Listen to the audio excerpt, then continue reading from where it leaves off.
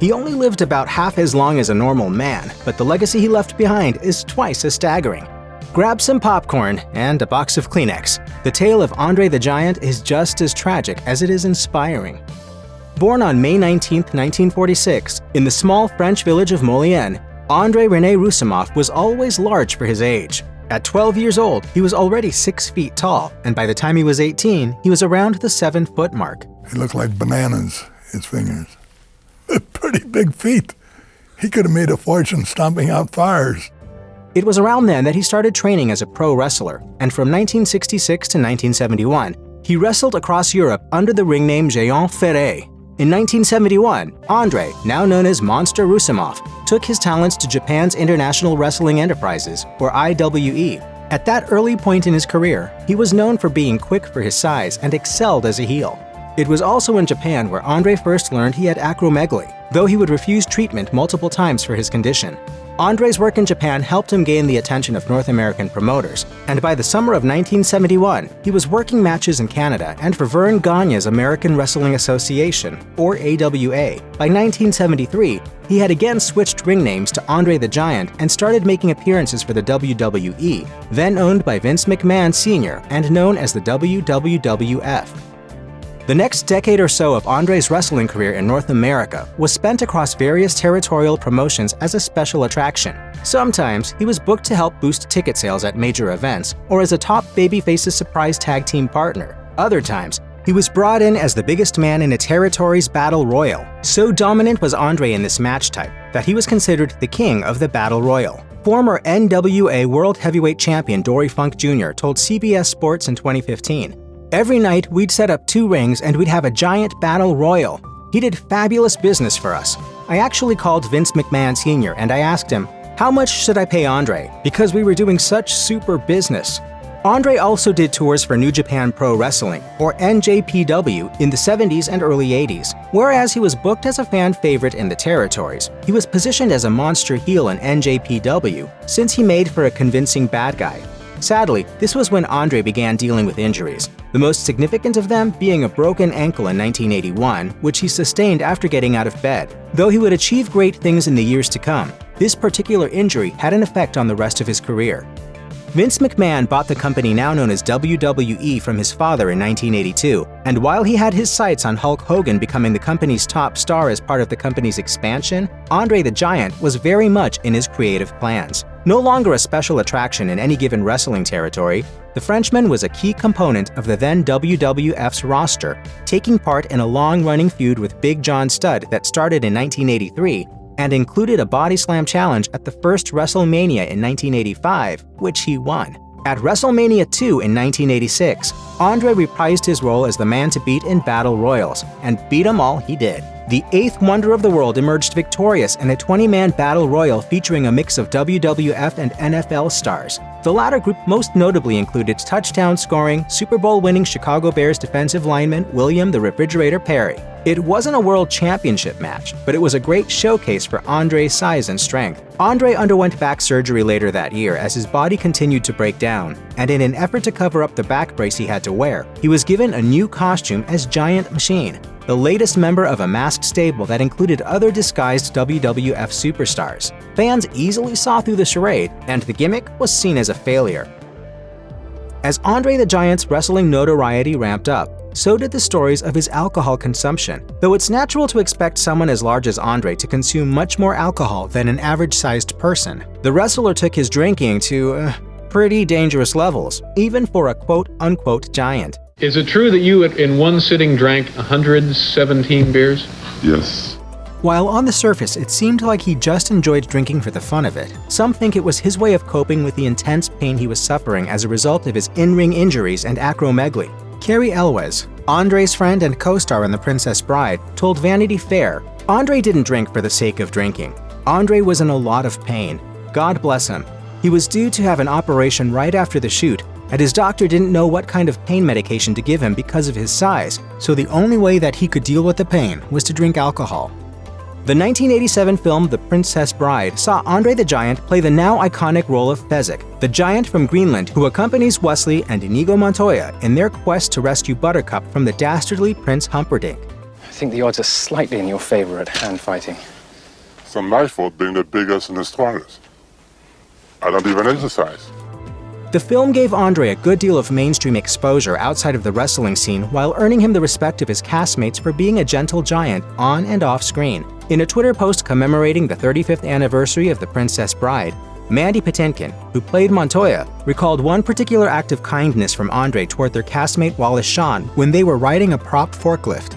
The actor shared, "Wally had a fear of heights, but we get on the thing and the forklift starts to go up, and Wally starts to clearly have issues with being lifted off the ground and the height. And André just puts his arms around him like a baby, and he says to Wally, 'Don't worry, I'll take care of you.' And I'll just never forget it." For his part, André saw his appearance in The Princess Bride as a huge achievement. Dory Funk Jr. told CBS Sports, "He was proud of being a box office attraction in wrestling, but he was also very proud of his acting skills."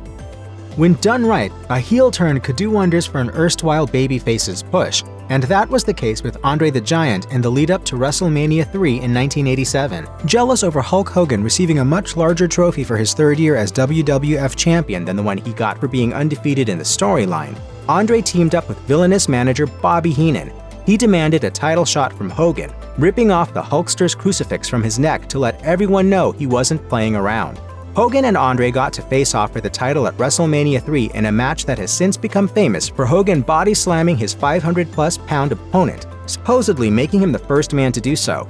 In the end, he won the match cleanly, and the fan reaction at the Pontiac Silverdome in Michigan underscored how satisfying it was to see Hogan triumph over one of WWF's top bad guys, if not the top bad guy. WWE Hall of Famer Ted DiBiase told CBS Sports, "André made Hulk Hogan, in my opinion.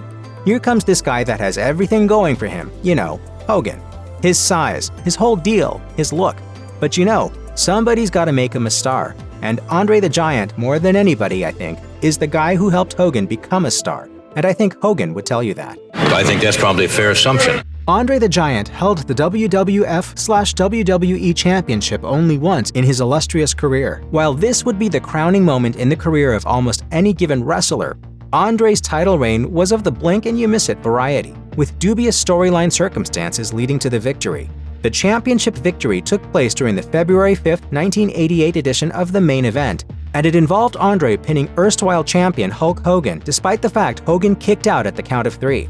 Turns out there was some twin magic involved. While Dave Hebner was supposed to be the referee for the match, it was actually his twin brother, Earl, who was giving André the tainted win. He'd been paid off by the $1 Million Man Ted DiBiase.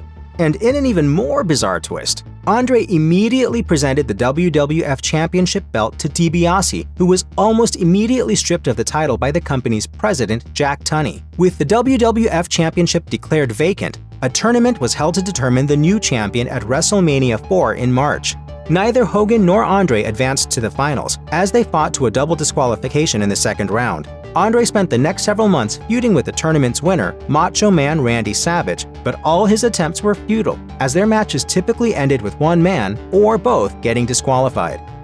It may sound unusual to think of someone like André as a jobber to the stars, a wrestler with name value who's usually booked to lose to established talents to make them look strong, or to younger grapplers to help build their reputation.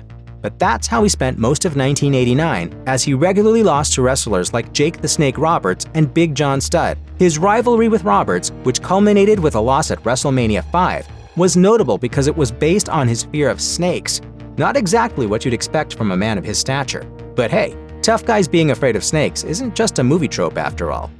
Why did it have to be snakes? In August, André entered a feud with the Ultimate Warrior for the latter's Intercontinental Championship. Though most of their matches weren't televised, André was regularly squashed in about a minute or less. This helped cement Warrior's status as a future champion, but consequently made André look weak and past his prime.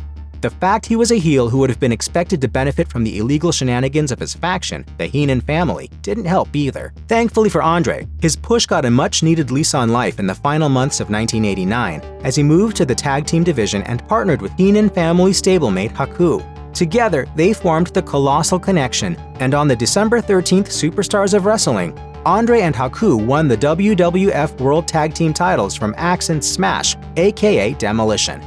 Although André was successful as one half of the Colossal Connection, his move to the tag team division was a necessity as he was finding it harder and harder to perform in the ring. As such, Haku did most of the in-ring work for the duo. That was also the case at WrestleMania 6 on April 1, 1990, where the Colossal Connection dropped the WWF World Tag Team Championships back to Demolition. Following the match, André attacked his manager, Bobby Heenan, setting a babyface turn into motion. Unfortunately, he wasn't able to capitalize on the momentum. Instead of resuming the feud on WWF television as a good guy, André was out of action for close to half a year, where he took part exclusively in tag team matches. At this point, he was hardly capable of performing in the ring, but he wasn't done with wrestling just yet, and the WWF had big plans for what should have been his return in early 1991. André's WWF return was advertised ahead of the 1991 Royal Rumble pay-per-view, where he was apparently in consideration to be booked as the winner of the show's titular main event Battle Royal. But according to then WWF backstage producer Bruce Pritchard, André's failing health caused him to be pulled from the Royal Rumble. Pritchard told Wrestling Inc. in 2018, "It was health issues. It was the thought that we're not going to get André beyond this. We thought, maybe we do one where he wins it, but health issues just weren't going to allow him to be able to compete in it. Even bringing him out at number 30 wouldn't have been pretty." Save for a few untelevised matches in the spring of 1991, André was done as an active WWF competitor, though he did get a storyline where various heel managers tried to lure him back to the dark side, only for them to be rejected in embarrassing ways. Furthermore, his physical condition had deteriorated to the point that he needed crutches to get around. André's next stopovers were in Japan and Mexico, where he continued working in six-man tag team matches that were designed to limit the amount of time he spent in the ring. At that point, his physical decline was more apparent than ever. In fact, during his time in Mexico, it was evident he had put even more weight on his already massive frame. André wrestled his last match ever on December 4, 1992 in Tokyo, where he teamed up with Giant Baba and Rusher Kimura to win a six-man tag team match. Not long after flying back to the US, he spent some time with Tim White in January 1993. The veteran referee said that his friend seemed happy despite his poor physical condition. The end was like the way he lived it. He never, ever complained. André then flew to France after receiving word that his father Boris was severely ill. He let his friends in the US know that he would be staying home in France for his father's funeral, and later to celebrate his mother's birthday on January 24th. Another longtime friend, Jackie McCauley, said, "I saw pictures of him at his mother's birthday party, and I was shocked. His skin was gray and powdery, and his eyes were so deep."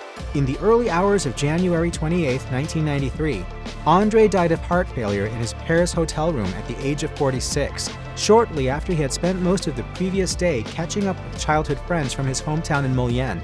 In 1993, André was rightfully enshrined into what is now the WWE Hall of Fame as its first ever inductee.